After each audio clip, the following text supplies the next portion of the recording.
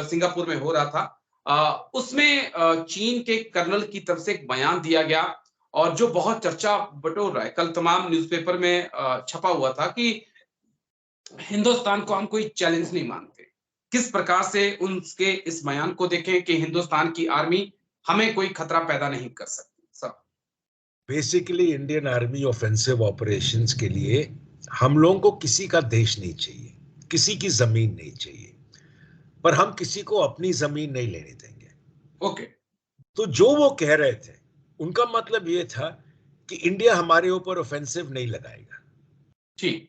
ठीक है, पर ये है कि अगर चीन कुछ करेगा तो रिटेलिएशन होगा। हम दिखा चुके और हम दिखा भी देंगे। पर हमारा कोई क्लेम नहीं है तिब्बत पे। हमारा जो क्लेम है, जो अक्साई चीन का है, वो हम रिजॉल्व करना चाहते हैं वाया डायलॉग। ओके।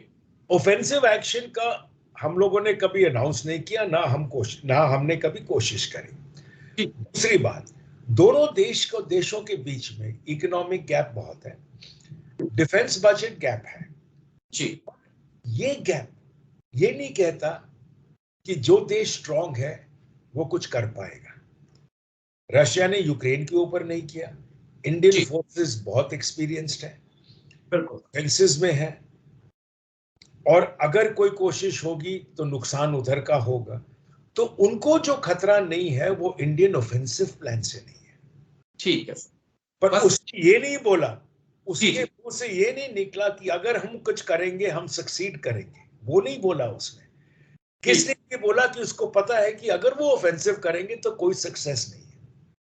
ठीक। इंडिया का कोई इंटेंशन, हमने कोई चीन की जमीन या तिब्बत की जमीन हम लोगों ने अपनी नहीं मांगी। खासतौर पे जहां पे अभी स्टेलमेट चल रहा है, हमने उनको आगे बढ़ने नहीं दिया, वहां रोक दिया। जहां पे इश्यूज थे वो रिजॉल्व कर दिए। दो पुराने स्टेलमेट है, ये भी रिजॉल्व होंगे। ओके।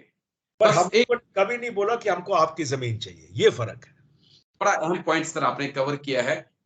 ये मेरे जहन में नहीं था, जो अब मुझे समझ में आया। थैंक यू इसके लिए। और एक चीज और सर, जो मैं बस आखिरी पॉइंट है मेरा, अमेरिका और भारत के रिश्तों का क्या फ्यूचर देख रहे हैं? क्योंकि अमेरिका के बारे में एक कहावत बहुत प्रचलित है कि मतलबी है, जब तक मतलब है तब तक किसी कंट्री के साथ है। देखो, इंडिया अमेरिकन रिलेशंस अब एक दूसरे स्टेप पे घूम रहे हैं। ओके। पहले ये था कि इंडिया को एड चाहिए था। जी। अब जैसे पाकिस्तान का है, पाकिस्तान को यूएस से मदद चाहिए। जी। अब इंडिया इक्वल फुटिंग पे है। कोई देश जो इस इलाके को स्टेबिलिटी दिलाना चाहता है, क्योंकि यूएस का इंटरेस्ट है इंडो पैसिफिक। ठीक। खासतौर पे जापान है उधर, फिलीपींस है उधर, ताइवान है उधर, उनके ट्रेड रूट्स है, उनका सेलिंग रूट्स है, ऑस्ट्रेलिया उधर है। तो उनको स्टेबिलिटी देना है। कोई भी देश अगर यहाँ आना चाहेगा बिना इंडिया के कर नहीं सकता। ओके। तो जो पहले इंडो यूएस रिलेशंस थे, हम इतने वीक थे कि हम उनसे भीख मांगते थे, फंड्स बिल्कुल। मांगते थे, इक्विपमेंट मांगते थे। अब हम मांगते नहीं है, हम खरीदने को तैयार है। बिल्कुल। ठीक है। और उनको पता है कि बिना इंडिया सपोर्ट वो इस इलाके से आगे जा नहीं सकते। जी। तो उसीलिए दोनों देश का अलाइनमेंट बहुत फर्क है ओके। पहले से लेके। ठीक है। ठीक है। तो यानी उसीलिए जो यूएस को और इंडिया रिलेशंस है, जी। जिस ट्रेजेक्टरी पे है वो पीछे आ नहीं सकते। ओके। उसीलिए यूएस आपको सब कुछ देने को तैयार है। इंडिया से बड़ा मार्केट है नहीं। जब ओके। जब ये एयर इंडिया ने 100 जो जितने प्लेन्स, मैंने ख्याल 200 कुछ प्लेन्स ऑर्डर किए थे, जी। जब पीएम मोदी ने बात की थी मैक्रोन से, ऋषि सुनक से और प्रेसिडेंट बाइडेन से जी। कि हम इतनी बोइंग ऑर्डर कर रहे हैं, इतने एयरबस ऑर्डर कर रहे हैं, जी। तो उस समय प्रेसिडेंट बाइडेन ने बोला कि आपके ऑर्डर से हमारे यहाँ हजारों हजारों नौकरियां बन जाएंगी। जी। ये इंडिया की बदौलत है। यही मैक्रोन ने बोला, यही ऋषि सुनक ने बोला।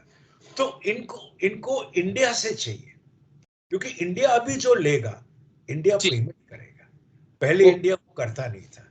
और ठीक है। इंडिया के पास आज कैपेबिलिटी है जी कि वो जो मिलिट्री पावर है, जो उनका डिप्लोमेटिक पावर है, जी सिर्फ इंडिया चाइना को इंडो पैसिफिक ओशन में और अफ्रीका में चैलेंज कर सकता है, क्योंकि इंडिया का डिप्लोमेटिक और जो सॉफ्ट पावर है वो ओके अब बहुत ज्यादा है, ठीक है सर। यूएस से भी ज्यादा है। तो इसीलिए उनको इंडिया उतना ही चाहिए जितना हमें चाहिए, क्योंकि उनकी टेक्नोलॉजी, उनका इंटेलिजेंस और ओके उनका जो बाकी सपोर्ट है, खासतौर पे इस इलाके में, वो हमारे लिए फायदेदार है।